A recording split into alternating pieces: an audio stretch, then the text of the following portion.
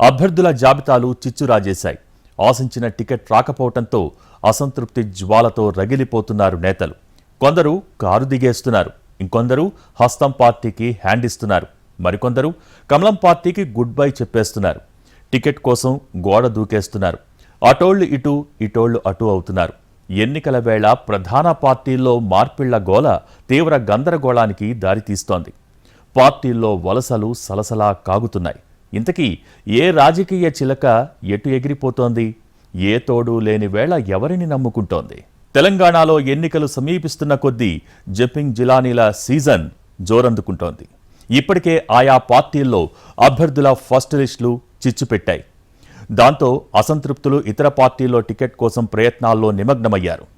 Ticket రాకుంటే party మారుడే, పదవి హామీ ఇస్తేనైనా చేరుడే, గోడ మీద పిల్లుల్లా దూకుడే, పార్టీలకు జంపింగ్ల టెన్షన్, జోరందుకుంటున్న కప్పదాట్లు. తెలంగాణలో ఎన్నికల సమరం దగ్గర పడే కొద్దీ పార్టీ ఫిరాయింపులు జోరందుకుంటున్నాయి. దీంతో ఎన్నికల ముందు రాజకీయ సమీకరణాలు మారిపోతున్నాయి. హ్యాట్రిక్ కొట్టాలని వ్యూహాత్మకంగా ముందుకెళ్తున్న బీఆర్ఎస్ కు ఊహించని షాక్లే తగులుతున్నాయి. అభ్యర్థులను ప్రకటించిన మరుక్షణం నుంచే కారు దిగి కాంగ్రెస్ లో చేరికలు మొదలయ్యాయి. ముఖ్య నేతలు, కీలక నేతలు, సిట్టింగ్ ఎమ్మెల్యేలు సైతం గులాబీ పార్టీకి గుడ్ బై చెప్పేసి హస్తం గూటికి చేరిపోతున్నారు. కీలక నేత పొంగులేటి శ్రీనివాసరెడ్డితో మొదలైన చేరికలు ఇప్పటికీ కొనసాగుతూనే ఉన్నాయి. ఇప్పటిదాకా వందల సంఖ్యలో నేతలు పార్టీలోకి వచ్చి చేరిపోయారు. ఖానాపూర్ ఎమ్మెల్యే రేఖానాయక్ ఆరుమూరులో జరిగిన సభలో రాహుల్ గాంధీ సమక్షంలో కాంగ్రెస్ కండువా కప్పుకున్నారు. ఆ తర్వాత జయశంకర్ భూపాలపల్లిలో బీఆర్ఎస్ కు ఎదురుదెబ్బ తగిలింది. అక్కడ ఒకేసారి 5 కౌన్సిలర్లు గులాబీ పార్టీకి రాజీనామా చేసి కాంగ్రెస్ తీర్థం పుచ్చుకున్నారు. అలాగే నల్గొండ నియోజకవర్గంలో 8 మంది కౌన్సిలర్లు, ఒక ఎంపీటీసీ బీఆర్ఎస్ నుంచి కాంగ్రెస్ లో చేరారు. ఇక గ్రేటర్ హైదరాబాద్ లో బీఆర్ఎస్ జీహెచ్ఎంసీ కార్పొరేటర్లు జగదీష్ గౌడ్ తో పాటు ఆయన భార్య పూజిత, షాద్ నగర్ కు చెందిన సర్పంచ్లు ప్రతాప్, బాలరాజ్, గోపాల్, మంజుల కాంగ్రెస్ పార్టీలో చేరారు. వికారాబాద్ కు చెందిన ఎంపీపీ హనుమంత్ రెడ్డితో పాటు వివిధ జిల్లాలకు చెందిన పలువురు స్థానిక ప్రజాప్రతినిధులు కాంగ్రెస్ లో చేరారు. కోదాడ మాజీ ఎమ్మెల్యే చందర్రావు, శశిధర్ రెడ్డితో పాటు పలువురు సర్పంచ్లు, జెడ్పీటీసీలు కాంగ్రెస్ లో చేరారు. ఇక మండవ వెంకటేశ్వరరావు, రేవూరి ప్రకాష్ రెడ్డి, ఆకుల లలిత వంటి సీనియర్లు కూడా కాంగ్రెస్ లో చేరికకు మంతనాలు జరుపుతున్నారు. దీంతో ఈ చేరికల పరంపర ఇంకా కొనసాగే అవకాశం ఉంది. తెలంగాణలో అన్ని పార్టీలు అభ్యర్థుల జాబితాను తయారు చేయటం, మార్పులు చేసే పనిలో పడ్డాయి. అయితే పార్టీలకు అభ్యర్థుల ఎంపిక కాస్త తలనొప్పిగా మారిందనే చెప్పాలి. ఇప్పటికే బీఆర్ఎస్ పూర్తి స్థాయిలో కాంగ్రెస్ 55 స్థానాలకు అభ్యర్థుల్ని ప్రకటించింది. ఆ తర్వాత బీజేపీ కూడా మొదటి విడత అభ్యర్థుల జాబితాను విడుదల చేసింది. బీజేపీ విడుదల చేసిన తొలి విడత అభ్యర్థుల జాబితా ఆ పార్టీలో చిచ్చు రాజేసింది. టికెట్ ఆశించి భంగపడ్డ పలువురు తీవ్ర ఆగ్రహంతో ఉన్నారు. ఎంతో కసరత్తు చేసి బీజేపీ అధినాయకత్వం తెలంగాణ ఎమ్మెల్యే అభ్యర్థుల తొలి జాబితాను విడుదల చేసింది. అయితే ఈ ఫస్ట్ లిస్ట్ ఆ పార్టీలో అసంతృప్తి చిచ్చు రగిలించింది. వాళ్లు వీళ్లు అని తేడా లేకుండా బీజేపీ టికెట్ ఆశించిన చాలా మంది నేతలు తీవ్ర అసంతృప్తితో ఉన్నారు. టికెట్ రాలేదని ఆవేదన చెందుతున్న వాళ్లు కొందరైతే కన్నీరు పెట్టుకున్న వాళ్లు మరికొందరు కనిపిస్తున్నారు. అంతేగాక కఠిన నిర్ణయాలు తీసుకొని బీజేపీకి షాక్ ఇస్తున్నారు. నిర్మల్ జిల్లా బీజేపీ అధ్యక్షురాలు రమాదేవి ఆ పార్టీకి రాజీనామా చేశారు. తాను ఆశించిన ముథోల్ టికెట్ దక్కకపోవడంతో ఆమె ఈ నిర్ణయం తీసుకున్నారు. ముథోల్ టికెట్ను రామారావు పటేల్ కు కేటాయించింది బీజేపీ. అయితే రామారావు పటేల్ ఇటీవలే కాంగ్రెస్ నుంచి బీజేపీలో చేరారు. దీంతో ముథోల్ టికెట్ పై ఎన్నో ఆశలు పెట్టుకున్న రమాదేవి ఈ పరిణామాన్ని జీర్ణించుకోలేకపోయారు. కన్న తల్లి లాంటి పార్టీ తనకు అన్యాయం చేసిందని కన్నీరు పెట్టుకున్నారు. అదేవిధంగా సీనియర్ నేత ఉప్పల్ మాజీ ఎమ్మెల్యే ఎన్వీఎస్ఎస్ ప్రభాకర్ తొలి జాబితాలో తన పేరు లేకపోవడంపై అసంతృప్తి వ్యక్తం చేశారు. బీజేపీ రాష్ట్ర అధ్యక్షుడు కిషన్ రెడ్డిని కలిసి తన ఆవేదనను తెలియజేశారు. మరోవైపు పటాన్చెరు టికెట్ నందీశ్వర్ గౌడ్ కు కేటాయించడాన్ని కొంతమంది బీజేపీ నేతలు వ్యతిరేకిస్తున్నారు. పటాన్చెరు అభ్యర్థి విషయంలో పునరాలోచన చేయాలని పార్టీ నాయకత్వానికి నియోజకవర్గం పరిధిలోని 8 మంది మండల, డివిజన్ బీజేపీ అధ్యక్షులు సమావేశం నిర్వహించి అల్టిమేటం జారీ చేశారు. వరంగల్ వెస్ట్ స్థానాన్ని ఆశించిన రాకేష్ తీవ్ర అసంతృప్తిలో ఉన్నారు. బీజేపీలో ఫస్ట్ లిస్టుతో మొదలైన చిచ్చు చల్లారడం లేదు. ఫలానా టికెట్ ని తమకెందుకివ్వలేదు, వేరే వాళ్లకు ఎందుకిచ్చారంటూ ప్రశ్నిస్తున్నారు కొందరు నేతలు. మరోవైపు కొందరు కీలక నేతలు పార్టీని వీడే యోచనలో ఉన్నారనే ప్రచారం జోరుగా జరుగుతోంది. ఇక అధిష్టానానికి ఫిర్యాదులు, విన్నపాలు కొనసాగుతూనే ఉన్నాయి.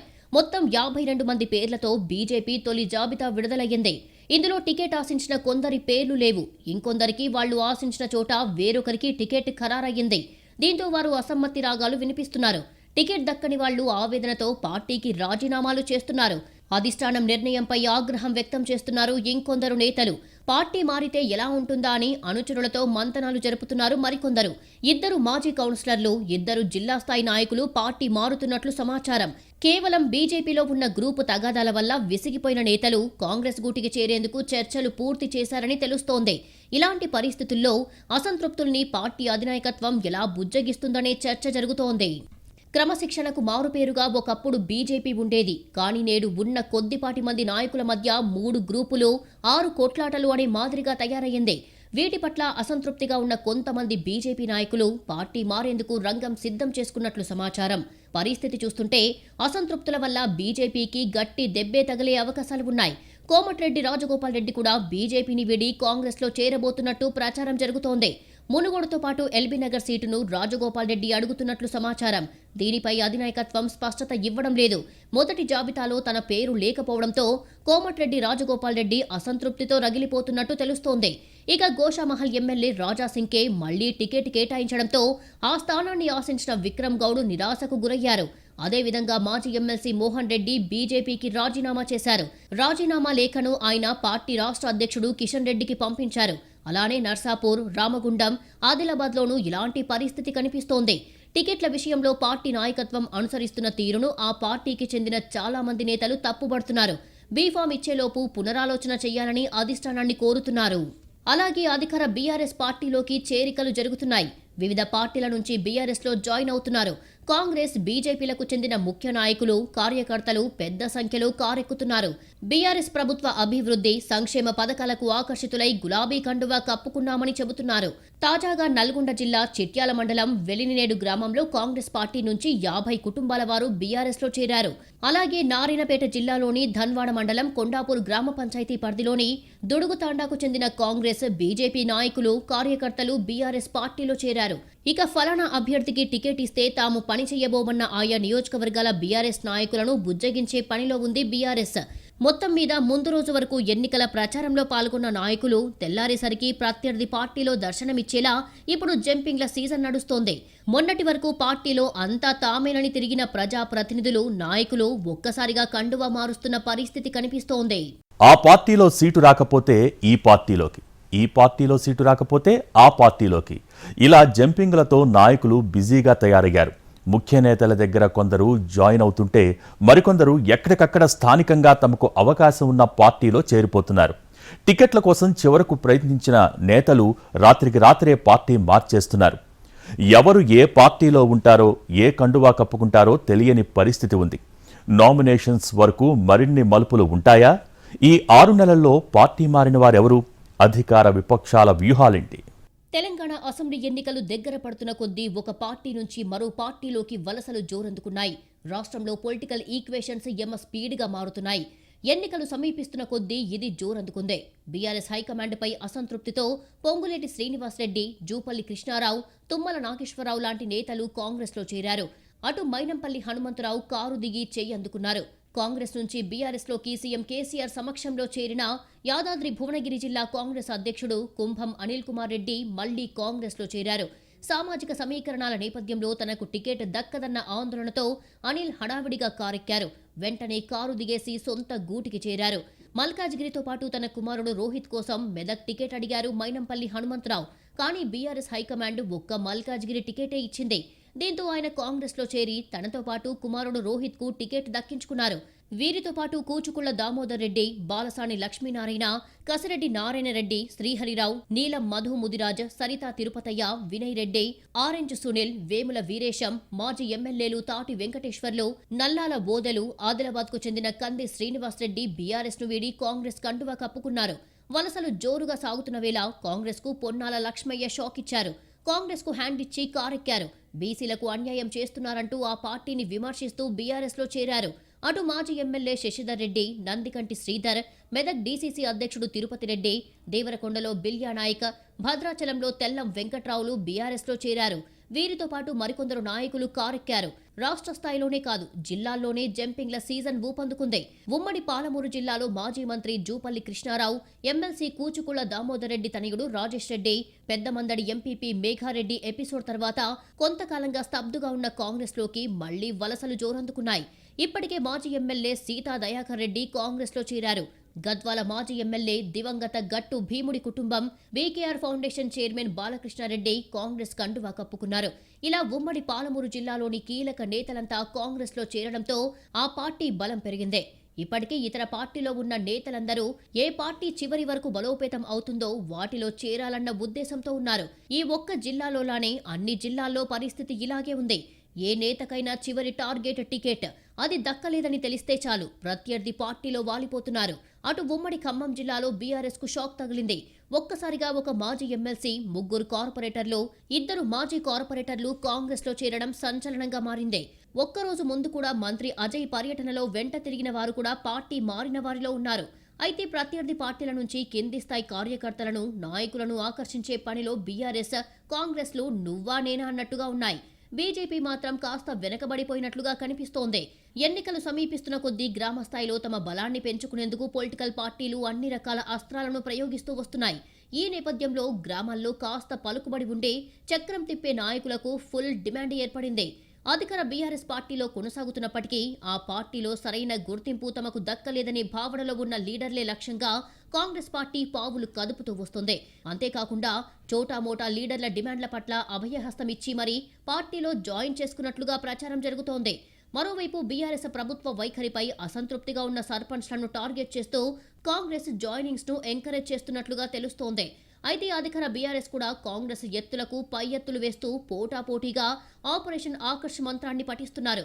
ఇదే సమయంలో కాంగ్రెస్, బీజేపీ పార్టీల నుంచి మండల, గ్రామస్థాయి ప్రజా ప్రతినిధులు, నేతలను ఆకర్షించే పనిని బీఆర్ఎస్ ముమ్మరం చేసింది.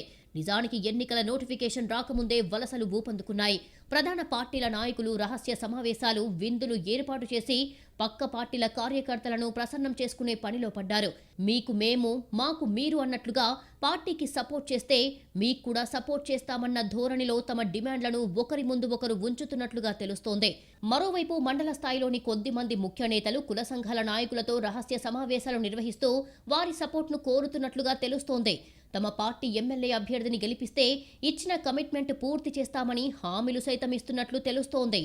ఎన్నికల వేళ జంప్ జిలానీలకు బంపర్ ఆఫర్లు అందుతున్నాయి. బలం పెంచుకునేందుకు అధికార, ప్రతిపక్షాలు పోటీపడి మరీ ఇతర పార్టీల నేతలను చేర్చుకుంటున్నాయి. ఇందుకోసం ఎంతైనా ఇచ్చేందుకు సిద్ధమవుతున్నాయి. ఈ క్రమంలో ఇతర పార్టీలోకి వలస వెళ్తున్న నేతలకు భారీగా నజరానాలు అందుతున్నాయి. నియోజకవర్గ స్థాయి నేతలు, మండలాలు, పట్టణాల్లో ఓటర్లపై ప్రభావం చూపే ముఖ్య నేతలకు 10 లక్షల నుంచి 30 లక్షల రూపాయల దాకా, అలాగే గ్రామస్థాయి నేతలకు 1 లక్ష నుంచి 5 లక్షల దాకా ఆఫర్ చేస్తున్నట్టు తెలుస్తోంది.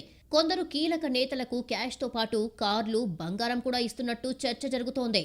మొత్తం మీద తెలంగాణలో అన్ని నియోజకవర్గాల్లో బీఆర్ఎస్, కాంగ్రెస్ పార్టీలో చేరికలు పోటాపోటీగా సాగుతున్నాయి. సెకండ్ క్యాడర్ లీడర్లను కూడా జాయిన్ చేసుకునేందుకు వ్యూహాలు సిద్ధం చేశాయి. అయితే ఎన్నికల వరకు ఈ చేరికలు మరింత పెరిగే అవకాశం ఉండగా కండువాలు మారుస్తున్న వారు అదే పార్టీలో కొనసాగుతారా లేదా అనే స్పష్టత మాత్రం లేకుండా పోతోంది. ఎన్నికల సమయంలో జోరందుకున్న ఫిరాయింపులను పరిశీలిస్తే అవి ఎక్కువగా కాంగ్రెస్, బీఆర్ఎస్ మధ్య జరుగుతున్నాయి. అందులోనూ కాంగ్రెస్లోకి చేరికలు అధికంగా ఉన్నాయి. అయితే ఆ వలసలు కాంగ్రెస్ గెలుపునకు దోహదం చేస్తాయా? ఇంతకీ పార్టీలోకి చేరుతున్న నేతలకు కాంగ్రెస్ ఎలాంటి హామీలిస్తోంది? ఆపరేషన్ లోకల్ అంటున్న కాంగ్రెస్ అసలు వ్యూహం ఏంటి? తెలంగాణ కాంగ్రెస్లో చేరికల తాకిడి చూస్తుంటే కర్ణాటక పరిస్థితులే కనిపిస్తున్నాయి. ఎన్నికల సమయంలో అక్కడ కాంగ్రెస్లో చేరేందుకు బీజేపీ నేతలు క్యూ కట్టారు. మాజీ ముఖ్యమంత్రి, ఎమ్మెల్యేలు, టికెట్ రాని అసంతృప్త నేతలు కాంగ్రెస్లో చేరేందుకు ఆసక్తి చూపించడం జనాల్లో కాంగ్రెస్కు మైలేజ్ పెంచేసింది. ఇప్పుడు ఎన్నికల ముంగిట తెలంగాణ కాంగ్రెస్లోకి అదే తరహాలో చేరికలు కొనసాగుతుండటం ఆ పార్టీకి ప్లస్ పాయింట్గా మారింది. ఆ తరహా అభిప్రాయం జనాల మైండ్ సెట్ ను పూర్తిగా మార్చేసింది. ఓ పార్టీ వైపు మొగ్గే ఓటర్లను సైతం డైవర్ట్ చేస్తోంది. ఇదే బీఆర్ఎస్ ఆందోళన కూడా. అందుకే కాంగ్రెస్లోకి చేరికలను నిలువరించేందుకు గట్టి ప్రయత్నాలు చేస్తోంది. గతంలో జూపల్లి, పొంగులేటిలను పోతే పోని అని లైట్ తీసుకున్న బీఆర్ఎస్ ఇప్పుడు పోతారని అనుమానిస్తున్న నేతలను పిలిచి మరీ మాట్లాడుతోంది. పార్టీలో గుర్తింపు ఇస్తామని పదవుల ఆశ చూపుతోంది. కాంగ్రెస్కు ఏమాత్రం స్పేస్ ఇవ్వొద్దని ప్రాధాన్యత లేని లీడర్లను సైతం పార్టీలో కొనసాగేలా చూడాలంటూ నేతలకు బాధ్యతలు అప్పగిస్తోంది. మరికొద్ది రోజులు గడిస్తే ఇంకొంతమంది లీడర్లు కూడా కాంగ్రెస్లో చేరే అవకాశం ఉంది. మొత్తంగా కాంగ్రెస్ లో ఓ రకమైన పాజిటివ్ అట్మాస్ఫియర్ స్పష్టంగా కనిపిస్తోంది.